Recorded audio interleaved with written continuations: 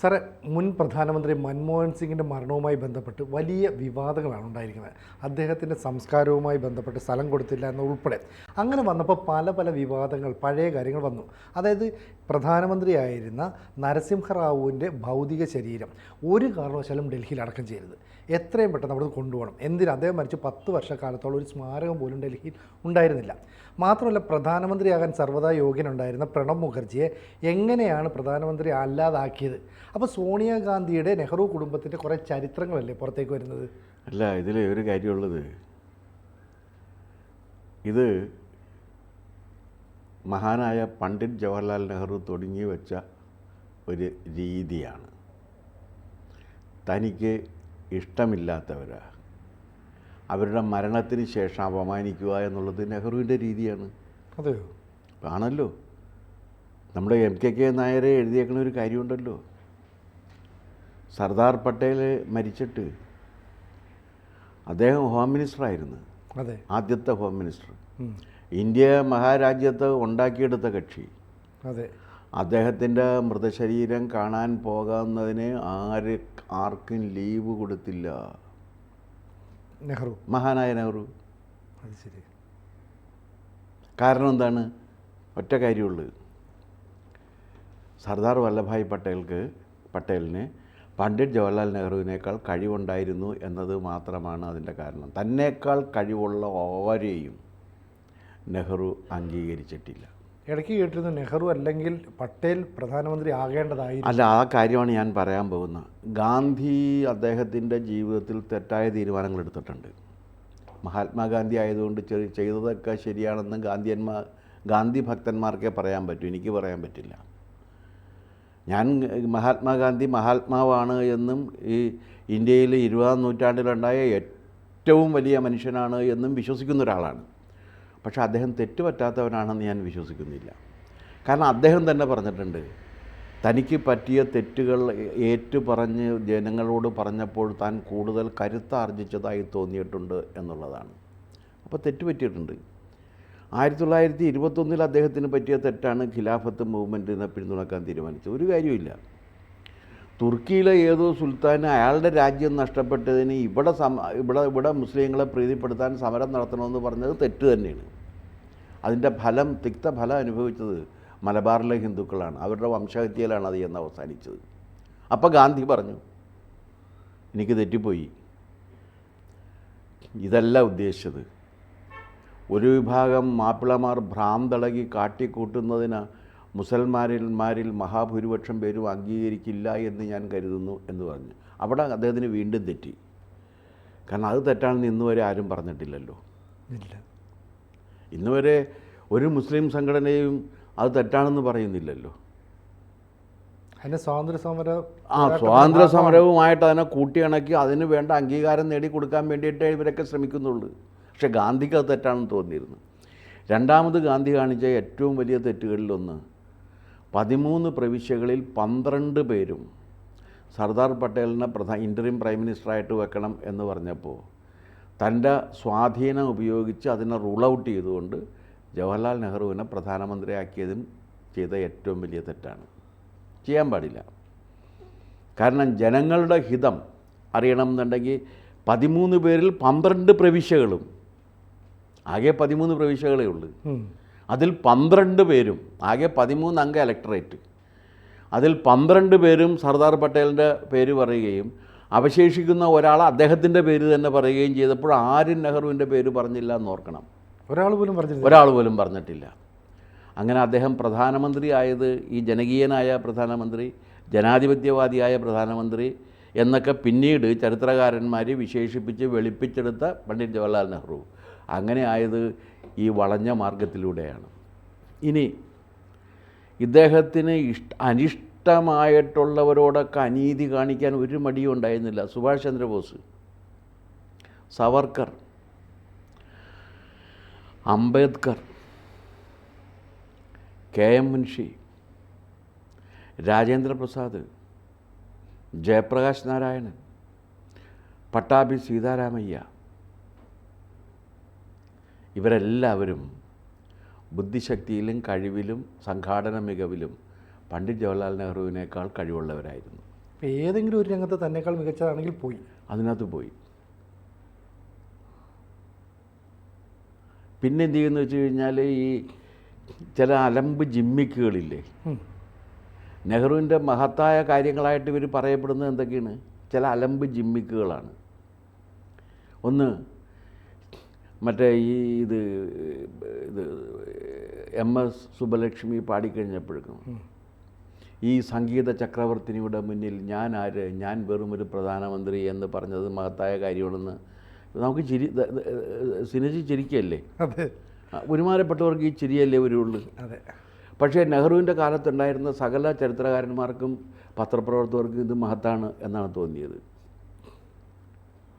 പക്ഷേ അദ്ദേഹം ഇവരോട് ചെയ്തിട്ടുള്ള പട്ടാഭി സീതാരാമയ്യർ കോൺഗ്രസിൻ്റെ ഔദ്യോഗിക ചരിത്രകാരനാണ്. അദ്ദേഹമാണ് കോൺഗ്രസിൻ്റെ ചരിത്രം എഴുതിയേക്കുന്നത്. ആ ചരിത്രം എഴുതിയത് നല്ല ഇംഗ്ലീഷിലാണ്. അത് നെഹ്റുവിനേക്കാൾ നല്ല ഇംഗ്ലീഷാണ്. അത് കാരണം നെഹ്റു അയാളുടെ ശത്രുവായി. സുഭാഷ് ചന്ദ്രബോസ് നെഹ്റുവിനേക്കാൾ ഇൻ്റലിജൻ്റ് ആണെന്ന് ആർക്കും തർക്കമില്ലല്ലോ. ഇല്ല. ICS ഇതാണ്. നെഹ്റുവിനേക്കാൾ കഴിവുള്ള Ambedkar was the most brilliant man at his time. ഏറ്റവും ബ്രില്യൻ്റ് ആയിട്ടുള്ള ആളാണ്. നെഹ്റുവിന് 7 ജന്മം ജനിച്ചു കഴിഞ്ഞാൽ അംബേദ്കറോടൊപ്പം ആ രംഗത്തും മത്സരിക്കാൻ പറ്റില്ല. അംബേദ്കർ ശത്രുവായി. ഇലക്ഷനെ തോൽപ്പിച്ചു അല്ലേ? ഇലക്ഷനിൽ തോൽപ്പിക്കാനുള്ള എല്ലാ കുതന്ത്രങ്ങളും ചെയ്തു. ജനാധിപത്യവാദിയാണ് കേട്ടോ നെഹ്റു. പിന്നെ KM മുൻഷി, ഇവരെല്ലാവരും സവർക്കറായാലും മുൻഷി ആയാലും അംബേദ്കർ, ഇവരൊക്കെ വലിയ എഴുത്തുകാർ കൂടിയാണ്. അത് അംഗീകരിക്കാൻ പറ്റുന്നില്ല. അത് പുള്ളിക്ക് അംഗീകരിക്കാൻ പറ്റുന്നില്ല. പുള്ളിയേക്കാൾ പുള്ളി ചില്ലറ കൊടുത്ത് ആണ് കേംബ്രിഡ്ജിൽ പഠിച്ചത്, അല്ലാതെ മെറിറ്റിൻ്റെ അടിസ്ഥാനത്തിൽ പഠിച്ചതല്ല. 2 സ്ട്രീമുണ്ടല്ലോ അവിടെ. കാശ് കൊടുത്ത് ചേരാവുന്ന സ്ട്രീമുണ്ട്. ആ മെറിറ്റിൻ്റെ അടിസ്ഥാനമല്ല, കാശ് കൊടുത്ത് ചേരാവുന്ന സ്ട്രീമിൽ ചേർന്ന് പഠിച്ച ആളാണ്. ജവഹർലാൽ നെഹ്റുവിൻ്റെ അച്ഛന് കാശുണ്ടായിരുന്ന കാരണം അയാൾ കാശ് കൊടുത്ത് അവിടെ ഇംഗ്ലണ്ടിൽ നിർത്തി പഠിപ്പിച്ചിട്ടൊക്കെ കൊണ്ടുവന്നതാണ്. കാരണം ചക്രവർത്തിയാക്കാൻ വേണ്ടി മകനെ തീരുമാനിച്ചു കൊണ്ടുവന്നതാണ്. ആ പാരമ്പര്യമാണ് ഇത്രയും പേരോട് നെഹ്റു കൊടുത്ത അവഗണന. ആ അവഗണന അനന്തര തലമുറ അങ്ങനെ തന്നെ തുടർന്നു വന്നു. ആ തുടർച്ചയുടെ ഫലമാണ്. ചന്ദ്രശേഖരനെ ഇവർ ആദരിച്ചിട്ടുണ്ടോ? S ചന്ദ്രശേഖർ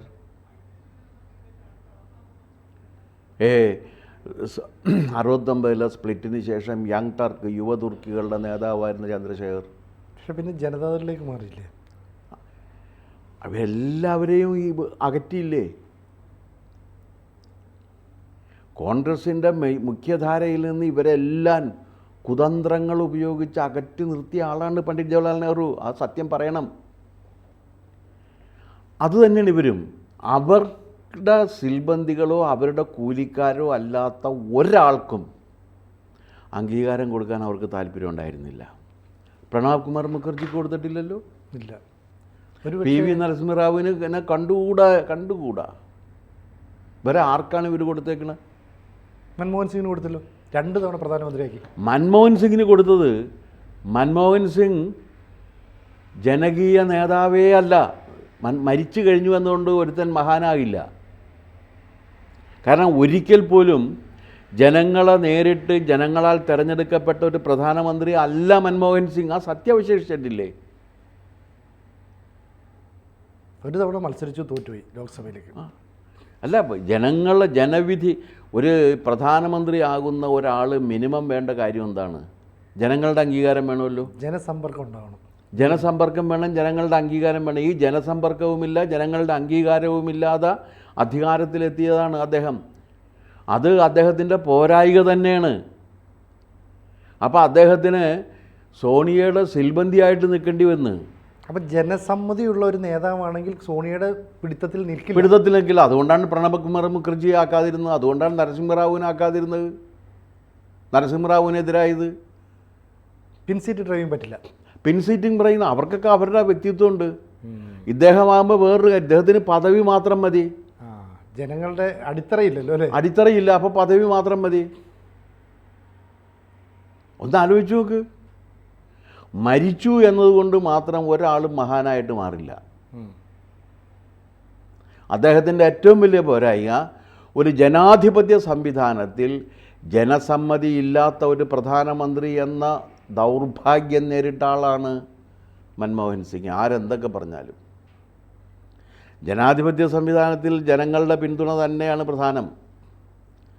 ആ ജനപിന്തുണ നേടി ജനങ്ങളുടെ വോട്ട് നേടി വന്നം ഇന്ദിരാഗാന്ധിക്ക് അതുണ്ടായിരുന്നല്ലോ.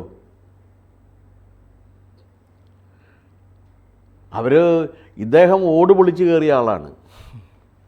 പാർലമെൻറ്റിലേക്ക് ഓട് പൊളിച്ച് കയറി പ്രധാനമന്ത്രിയായ ആളാണ് മൻമോഹൻ സിംഗ്. മരിച്ചു കഴിഞ്ഞു എന്നവരുടെ പേരിൽ അതൊന്നും പറയാതിരുന്നിട്ട് കാര്യമില്ലല്ലോ. എന്ന് മാത്രവുമല്ല, അദ്ദേഹം എന്നും ഭരണഘടനയ്ക്ക് അതീതമായ നിൽക്കുന്ന ഒരു വ്യക്തിയുടെ ആജ്ഞാനുവർത്തിയായി പ്രവർത്തിച്ചു സോണിയാഗാന്ധിയുടെ. ഇത് ആർക്ക് നിഷേധിക്കാൻ പറ്റും? ശ്രീ മൻമോഹൻ സിംഗിൻ്റെ കാലത്ത് ആഭ്യന്തരമന്ത്രിയായിരുന്ന ശിവരാജ് പാട്ടീൽ ആഭ്യന്തരമന്ത്രിയായിരുന്നു. അദ്ദേഹമാണ് ഈ പറയുന്ന നരസിംഹറാവുവിൻ്റെ മരണത്തിന് ശേഷം ഈ മൃതദേഹം അല്ലെങ്കിൽ ഭൗതിക ശരീരം ഇവിടെ അടക്കാൻ പറ്റില്ല, നേരെ ആന്ധ്രയിലേക്ക് കൊണ്ടുപോയിക്കുമെന്ന് മകനെ വിളിച്ച് പറയുന്നത്. ഇതേ ശിവരാജ് പാട്ടീൽ ഈ അടുത്ത സമയത്ത് ഒരു തുറന്നു പറച്ചിൽ നടത്തി, ഞാൻ സോണിയാഗാന്ധിയെ കണ്ടിട്ട് വർഷങ്ങളായി, ഞാൻ ആകെ ഒരു തവണയാണ് രാഹുൽ ഗാന്ധിയെ കണ്ടിട്ടുള്ളത്. അപ്പോൾ ഒരു കാലത്ത് അവിടെ കൂടെ നിന്ന ശിവരാജ് പാട്ടീലിന് ഇപ്പോൾ ഇതാണ് അനുഭവമെങ്കിൽ, അല്ല, അടിമകൾക്ക് അതിൽ കവിഞ്ഞൊരു പരിഗണന നിങ്ങളാണെങ്കിൽ കൊടുക്കുക? അത് കൊടുക്കില്ല. അത് തന്നെയാണ്, പിന്നെ പറഞ്ഞിട്ട് കാര്യമില്ല. പക്ഷെ അന്ന് അത്ര വിശ്വസനായതുകൊണ്ടല്ലേ അയാളെ കൊണ്ടത് പറയിച്ചത്. അതെ അതെ പക്ഷെ അയാളെ കൊണ്ടുള്ള കാര്യം കഴിഞ്ഞു. കറിവേപ്പിലയാണ് നരസിംഹറാവുവിനെ അവമാനിപ്പിക്കുക എന്ന ഒരു ദൗത്യം അയാളെ ഏൽപ്പിച്ച് അയാളത് ചെയ്തു. അത് കഴിഞ്ഞപ്പോൾ അയാളെ മാറ്റി. വേണ്ട. ഇതൊക്കെ കണ്ടും കേട്ടും മിണ്ടാതിരുന്ന ഒരു മഹാൻ കേരളത്തിലുണ്ട്. AK ആന്റണി എന്നാണ് അദ്ദേഹത്തിൻ്റെ പേര്. മൗനമല്ലേ അദ്ദേഹത്തിന് കൂടുതലുള്ളത്? അദ്ദേഹം കൂടുതൽ മൗനിയാണ്. മൗനം കൊണ്ട് ഇത്രയേറെ ലാഭം ഉണ്ടായേക്കുന്ന ഒരാൾ ആന്റണിയെ പോലെ വേറെ ലോകത്ത് ആരുമില്ല എന്ന് വേണം പറയാനായിട്ട്.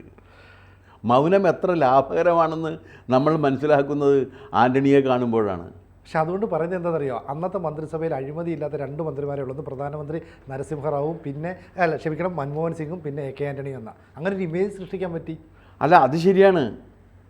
അല്ല, നിങ്ങളിപ്പോൾ ഒന്നും ചെയ്യാതിരുന്നു കഴിഞ്ഞാലേ തെറ്റുപറ്റുന്ന പ്രശ്നം വരുന്നില്ലല്ലോ. ഞാൻ ചോദിക്കട്ടെ, അദ്ദേഹമായിരുന്നു കോൺഗ്രസിൻ്റെ എത്തിക്സ് കമ്മിറ്റിയുടെ ചെയർമാൻ. അൺഎത്തിക്കൽ ആക്ടിവിറ്റീസിനെതിരെ ആർക്കെങ്കിലും ഏതെങ്കിലും ഒരു കോൺഗ്രസ് നേതാവിനെതിരെ നടപടി ഉണ്ടായിട്ടുണ്ടോ? ഇല്ല. എന്നുവെച്ചാൽ കോൺഗ്രസ്സുകാരും അൺഎത്തിക്കലായിട്ടുള്ള ഒരു ആക്ടിവിറ്റിയും ചെയ്തില്ലെന്നാണ് അതിൻ്റെ അർത്ഥം. അങ്ങനെ അർത്ഥമില്ല. അപ്പോൾ അതാണ്. അപ്പോൾ മൗനം കൊണ്ട് ഇത്രയേറെ ലാഭം ഉണ്ടാക്കിയ ഒരാൾ ആൻ്റണിയെ പോലെ വേറെ ആരെങ്കിലും ഉണ്ട് എന്നെനിക്ക് തോന്നുന്നില്ല. നെഹ്റു കുടുംബത്തോട് വിധേയത്വം പുലർത്തി അവരുടെ അടിമകളായിരിക്കുന്നവർക്ക് അവർ ഔദാര്യപൂർവ്വം കൽപ്പിച്ചു കൊടുക്കുന്നതാണ് മരണാനന്തര ബഹുമതി. അല്ലാത്തവർ, ഞാൻ ഈ പറഞ്ഞ എല്ലാവരെയും അധിക്ഷേപിച്ചിട്ടല്ലേ ഉള്ളത്. അതേ ഉള്ളൂ. അപ്പോൾ AK ആന്റണി എന്ന് പറയുന്നത് പ്രതിരോധ മന്ത്രി എന്ന് പറയുന്ന ഉന്നത പദവിയിൽ 9 വർഷത്തോളം ഏറ്റവും കൂടുതൽ കാലം വരുന്ന ഒരു മലയാളി എന്ന് പറയാം.